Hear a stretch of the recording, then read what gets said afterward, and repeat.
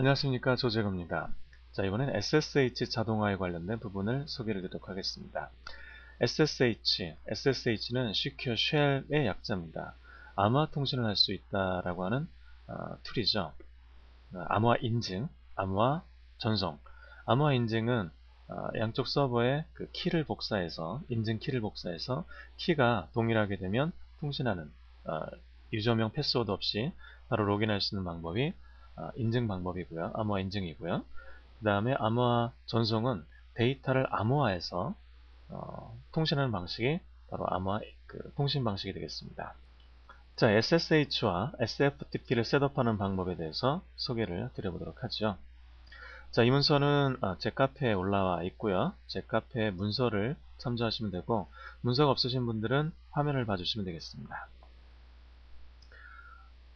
자, 목차를 보면 소스 클라이언트에서 작업하는 부분과 데스티네이션 서버에서 작업하는 방법, 그리고 패스워드 없이 로그인하는 방법의 테스트, 원격 프로그램 실행 테스트, 즉 상대방 서버에 있는 프로그램을 원격적으로 실행하는 방법입니다.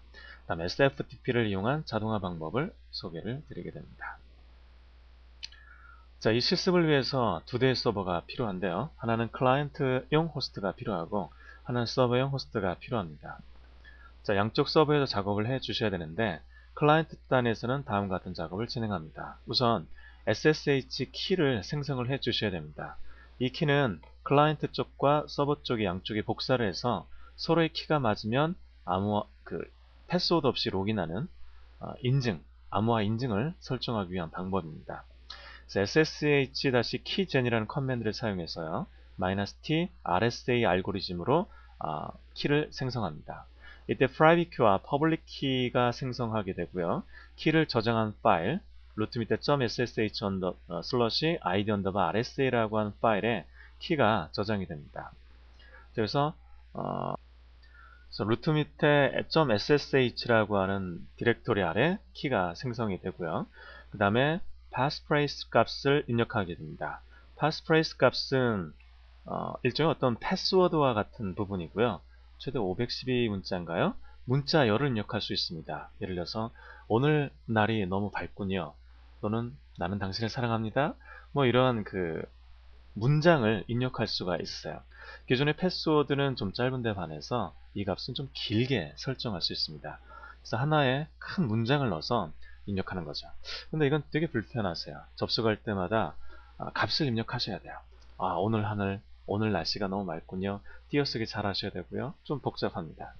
좀 더 암호화 패스워드를 좀 더 높여주는 방법이죠. 단지 인증 키만 맞다고 해서 통신하는 게 아니라 이 문자열도 맞으면 통신할 수 있게끔 한 단계 보안을 설정하는 부분입니다.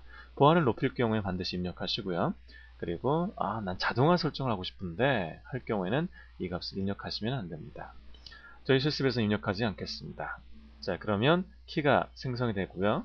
해당되는 지문이 만들어집니다. 핑거프린트에 관련된 부분이 만들어집니다. 자, 이 파일은 루트 밑에 .ssh라고 하는 디렉토리 아래에 만들어지고요. id_rsa라고 하는 private 키가 만들어지고 rsa.pub라고 하는 public 키가 생성이 됩니다. 이 public 키 파일 안에는 ASCII 형태의 파일이 만들어지고요. 바로 이게 인증 키입니다. 절대 다른 외부에는 누설돼서는 안 되죠. 자, 이 키 값을 그대로 copy and paste로 서버 쪽에 복사를 하셔도 되고요. 또는 RCP나 또는 FTP 방법을 이용해서 키를 원격 서버에 복사를 해 놓을 수가 있습니다. 클라이언트 쪽에서는 키를 생성해서 퍼블릭 키만 데스티네이션 서버, 즉 목적 서버로 복사해주는 작업을 진행해주면 클라이언트는 작업이 다 끝났습니다. 그 다음에 데스티네이션 서버 쪽에서 작업을 합니다. 데스티네이션 서버 쪽에서는 어설라이제이션 키를 생성을 해 주셔야 됩니다.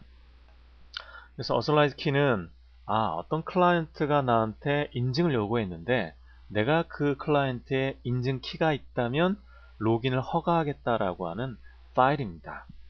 그래서 이 파일은 루트 밑에 .ssh라는 디렉토리에 존재해야 되고요. 그리고 그 디렉토리 아래 authorize underbar key라고 하는 파일의 내용이 만들어져야 됩니다.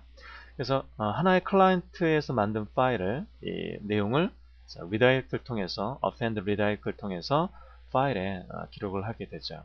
이때 주의할 점은 클라이언트가 하나라면 하나만 등록하면 되고요. 여러 개 클라이언트의 키를 복사한다 그러면 한 줄씩 등록하라고 합니다. 이때 클라이언트에서 만든 이 파일은요, 하나의 파일 형태를 갖고 있습니다. 하나의 라인 형태입니다. 그래서 여러 줄이 아니라 하나의 라인으로 구성되어 있다는 것을 기억하시고 이것을 복사하실 때 잘 복사를 해주셔야 됩니다. 그 다음에 복사에 사용했던 파일은 보안상 지워주시고요. 다음 루트에 로그인하기 위해서는 반드시 SSH 루트 로그인을 설정해 주셔야 됩니다. 그래서 ssh_config라는 파일에 permit 루트 로그인을 허가하겠습니까? no라고 설정되어 있는 부분을 yes라고 설정해 주시고 솔라리스 10에서는 서비스를 리스타트를 해 주셔야 됩니다. 그래서 svcadm 리스타트해서 ssh를 리스타트 해 주시면 그 다음 또 루트로 로그인이 가능합니다.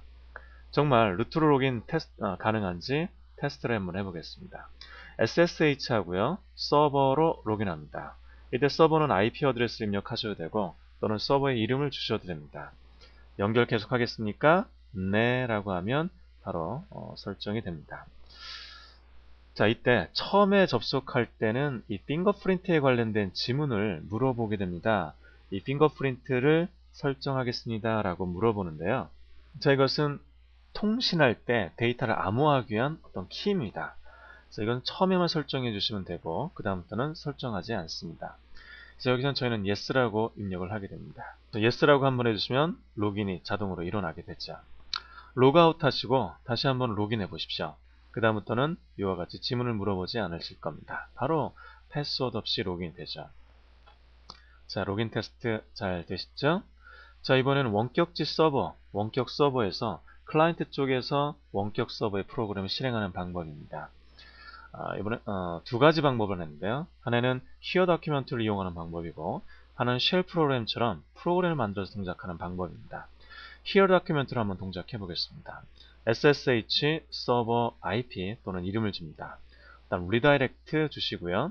히어 다큐멘트 주시고 줍니다. 이 뜻은 end까지 나오는 문장까지 프로그램 실행하겠다는 뜻이죠.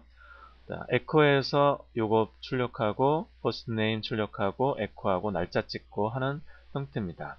자, end하고 엔터를 치면 바로 실행이 됩니다. 이때 뭐 이런 오류가 떨어지는데 이 오류는 STTY 오류이기 때문에 별로 중요하지 않고요. 무시하시면 됩니다. 무시하시고 자, 실행되는 것을 볼 수 있습니다. 그래서 요거 출력됐고요. 호스트네임, 서버라는 걸 알 수 있죠. 상대방 서버의 프로그램 호스트네임이 실행됐습니다. 알 수 있고요. 데이트, 날짜 실행된 걸 알 수 있습니다. 이번엔 파일을 만들어서 테스트 해보죠. 템프 밑에 ssh_common 이라는 파일을 만들어 놓고 그 파일에 리모트에서 실행할 파일들을 명령어들을 집어넣습니다. 자, 그리고 실행합니다. 실행할 때 ssh 서버 redirect를 주시면 되겠습니다. 실행이 되죠. 자, 그러면 7장에서 SFTP를 이용한 자동화 방법을 사용합니다. SFTP를 이용한 방법. SFTP는 S를 빼면 FTP입니다. 파일 전송하는 부분이죠.